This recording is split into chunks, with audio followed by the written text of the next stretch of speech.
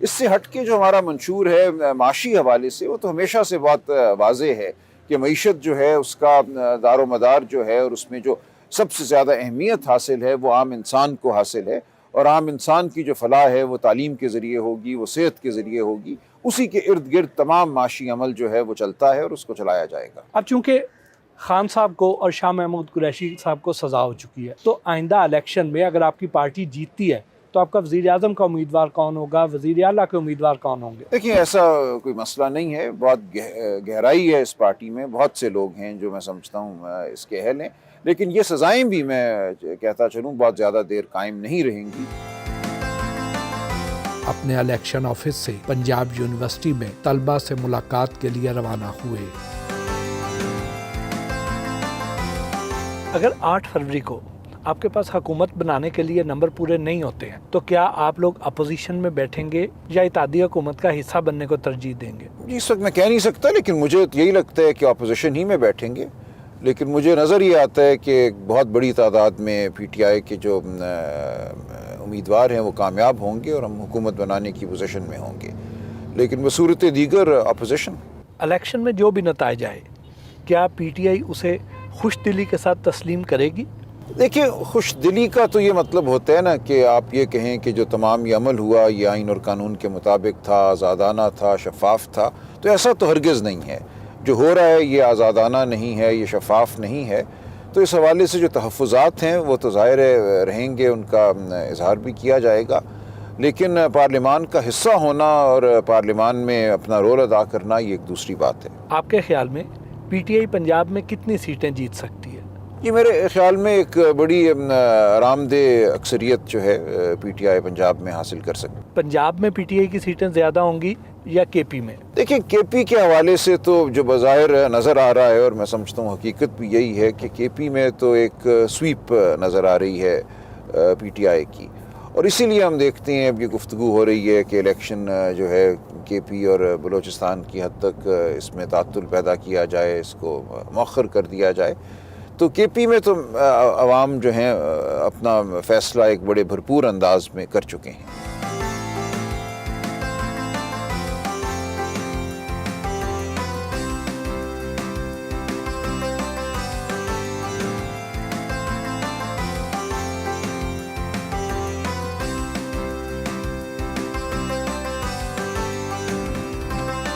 Police اور university security انتظامیہ نے خطاب کرنے سے روک دیا۔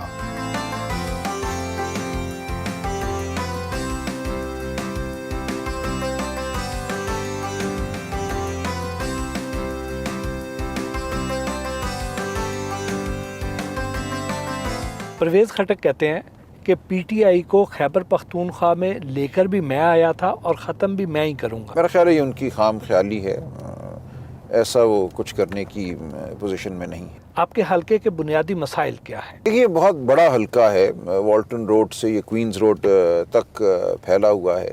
اس میں بعض علاقے تو ظاہر ہے وہ ہیں جن کو ہم پاش کہتے ہیں، ماڈل ٹاؤن ہو، گلبرگ کے علاقے ہوں، شادمان ہو، شاہ جمال ہو، لیکن اس کے ساتھ ساتھ یہاں دیہی نوعیت کے علاقے بھی ہیں، یہاں پہ ایسے علاقے بھی ہیں جہاں کچی آبادیاں ہیں، وہاں پہ واٹر فلٹریشن کے مسئلے ہیں، پانی صاف نہ ہونے کے، بہت سی جگہوں پہ گیس ابھی تک نہیں آئی، وہ مسئلہ ہے، کہیں کھدائی ہو گئی، پائپ لائن پڑ گئے لیکن کنیکشن نہیں ہوئی۔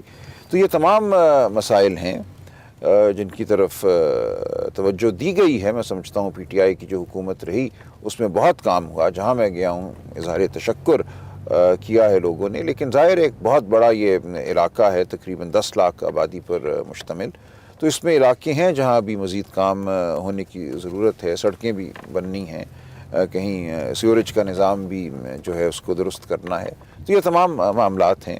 اسکول ہمیں نظر آئے، کچھ چند دن پہلے میں یہاں تھا اتحاد کالونی میں، جہاں عمارت بن گئی ہے لیکن وہاں ٹیچر نہیں ہیں، بہت بڑا تقاضا اس علاقے کا یہ تھا کہ یہاں اسکولوں میں ٹیچر بھیجے جائیں۔ تو یہ تمام معاملات ہیں جن سے ہم واقف ہیں اور جن کا جو حل ہے وہ ضرور کیا جائے گا۔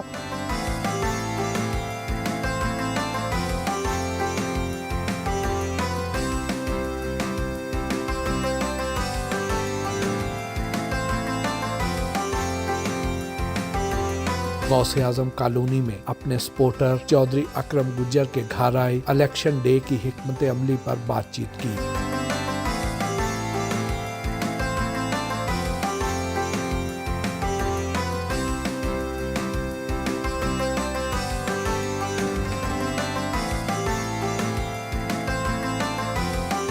अपने चैम्बर आए।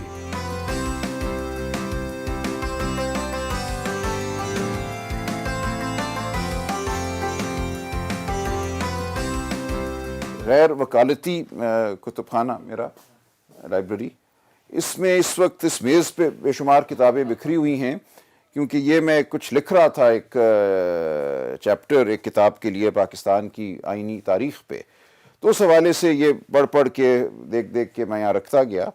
पर ये एक बहुत ही शानदार वैसे एक ज़ख़ीरा है कुतुब का। वो आप देखिए, पॉलिटिकल कॉन्फ्लिक्ट इन पाकिस्तान, हमारे डॉक्टर वसीम साहब की किताब वहाँ पढ़ी है।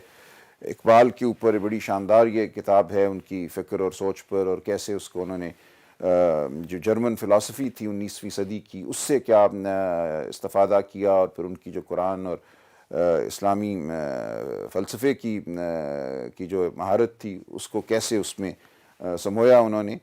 इसी तरह ये मेरे सामने किताब पढ़ी है जस्टिस मुनीर साहब की, फ्रॉम जना टू ज़िया। अब ज़ाहिर है इस तमाम अमल में मुनीर साहब का अपना भी बहुत रोल था।